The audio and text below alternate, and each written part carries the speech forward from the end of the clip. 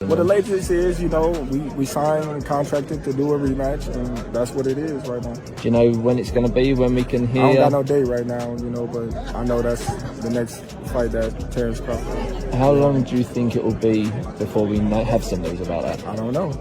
It's still up in the air, given the first male boxer, undisputed, in any division in the 4-belt era, and I honor, that, and if he was to come to me or activate his. I mean, it could happen. I mean, why not? If Crawford want to challenge himself to be great, let him try to be great.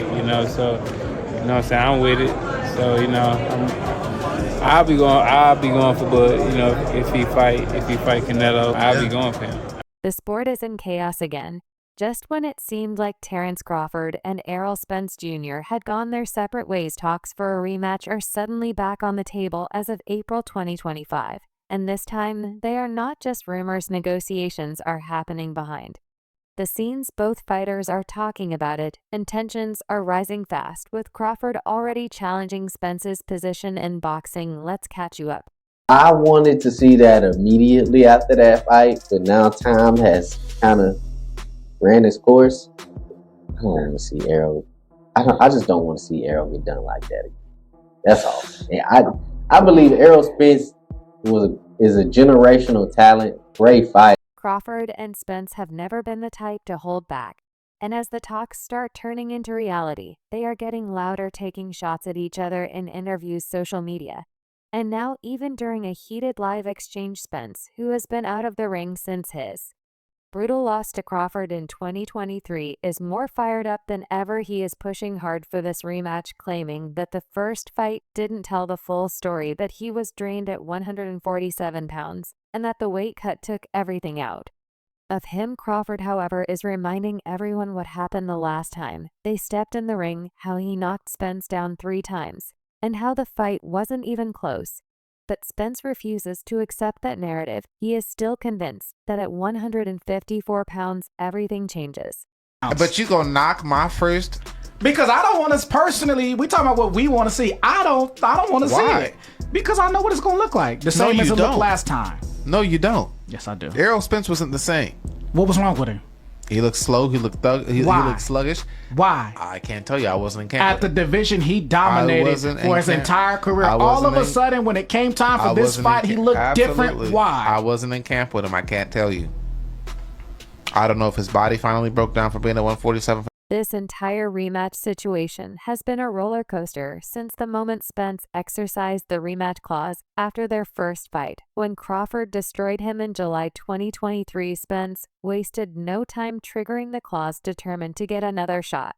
But the contract was clear: unless either fighter submitted written notice stating they couldn't make 147 pounds, the rematch would take place at welterweight again. Spence never officially filed that notice, but he and his team kept insisting that the fight should happen at 154. Crawford wasn't having it. He had no reason to give Spence an advantage after beating him so decisively. That's where the standoff began. Can't be made, but weight can be used as an excuse and sort of say, I don't feel like it. Like, I'll go up for this guy, but not another guy. So, that's sort of the spirit. The language is very, more precise and very definitive. But the concept is, out of fairness, is, let's not be. Then Spence's health issues slowed everything down. Eye surgery, the recovery, the doubts about whether he could even return to form. While Spence was dealing with all that, Crawford moved on, won another title at 154 by beating Israel Madrimov, and shut down any talk of a rematch. When reporters asked him about it, he barely acknowledged the possibility. Nah, he said, dismissing it completely. At that moment, it looked like the rivalry was over for good. Same question, but I want your reaction. Is the Errol Spence rematch on the table still, or? Nah. All right, we're gonna wrap that. I'm trying to tell you.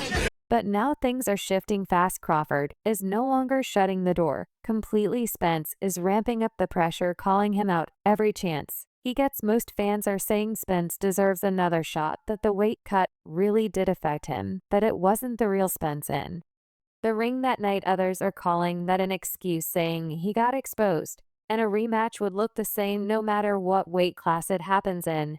really believe that the fight would have went that way regardless, because stylistically, the fundamentals on that level, Crawford is just outclasses Errol Spence in every single category. Spence, though, is making this personal. He is openly accusing Crawford of ducking him, of trying to walk away from the contract, of acting like the fight never existed just because he got the upper hand the first time Crawford never won, to let someone dictate the narrative is firing. Right back, he is telling Spence he had his chance, that he got dominated, that he didn't even look like he belonged in the ring with him. 54 or 47, but I'm sure he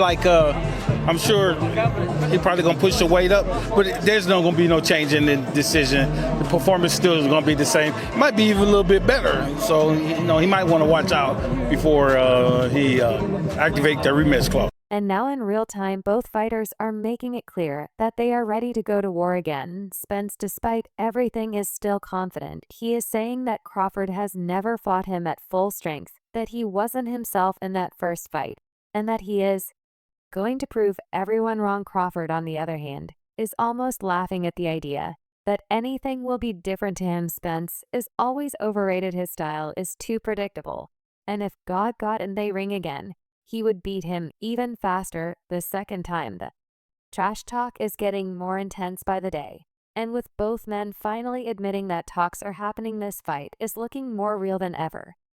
Let's go! As you can see, man, breaking news. Errol Spence then activated that rematch clause to fight Terence again, right?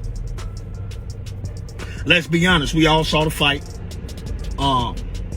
Crawford beat boogers out that boy.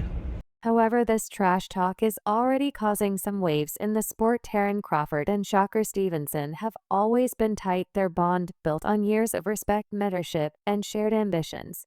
But now their views on Errol Spence Jr.'s legacy are splitting them into opposite corners. Crawford, never one to sugarcoat his opinions, has ignited a firestorm by outright dismissing Spence's Hall of Fame credentials. Meanwhile, Stevenson, one of the sport's brightest young champions, isn't having it. The disagreement is stirring heated debates among fans, analysts, and even fighters, with opinions clashing over what truly defines a Hall of Fame career.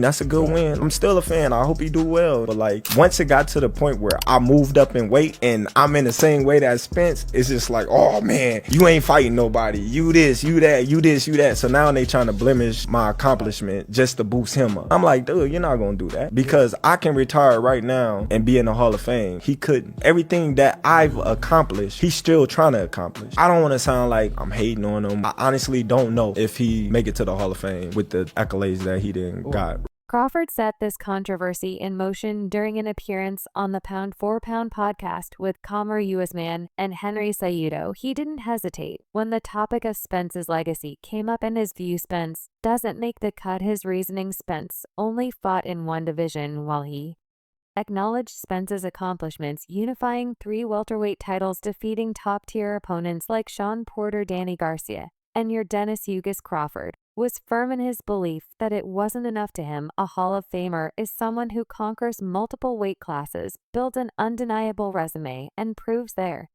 greatness beyond a single division.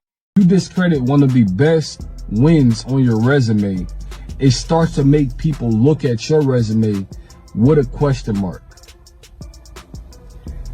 Terence Bud. That statement itself is interesting to the whole boxing community. Crawford didn't just critique Spence's career, he effectively shut the door on any discussion of his place in boxing history. And this is why everyone in the sport is getting back at him, with fans and experts calling him out for downplaying Spence's achievements. Some see it as unnecessary disrespect, others feel Crawford is just being honest.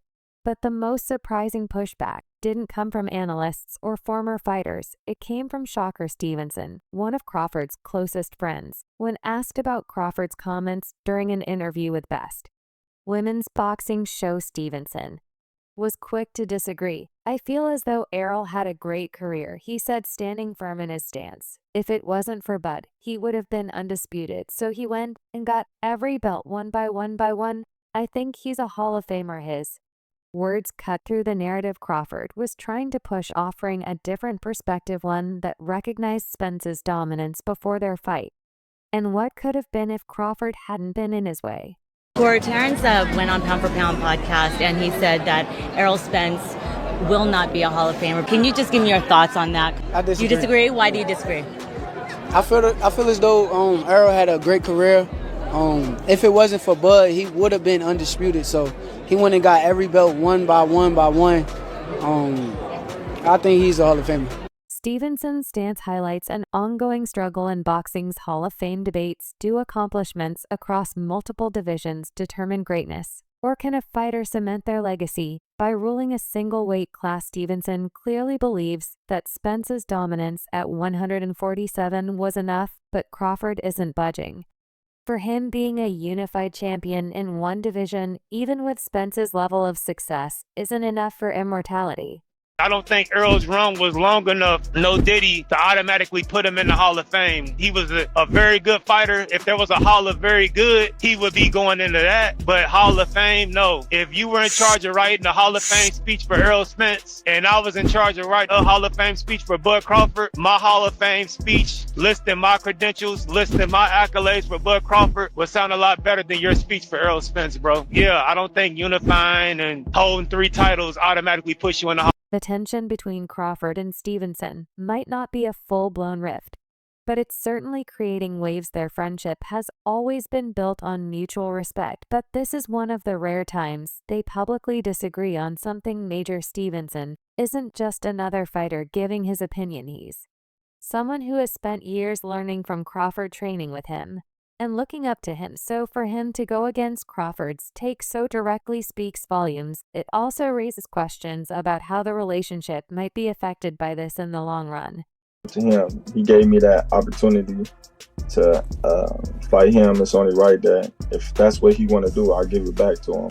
Outside of him, I was definitely looking for that Jamel Charlo fight, but they just stripped him for the WBO. So now it's going to be kind of hard, becoming a 3-weight world champion if you don't come back and, fight Tim Tszyu and be successful after his fight with Canelo. Adding fuel to the fire, Hall of Fame discussions are notoriously political, and Spence's case is already sparking division among boxing's inner circle. Some are arguing that Spence's ability to bounce back from adversity, surviving a life-threatening car crash, and still defending his titles makes his resume even more Hall of Fame worthy. Others believe Crawford is setting a dangerous precedent by discrediting single division champions, as many legends built their entire legacies in one weight class.